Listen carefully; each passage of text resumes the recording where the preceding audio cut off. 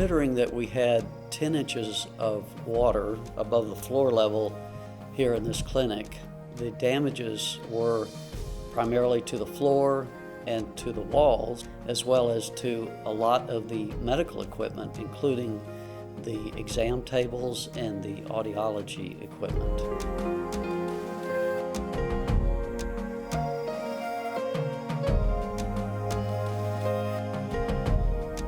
Having a clinic that is clean, environmentally safe, and functional is important to the patients who live in the immediate area.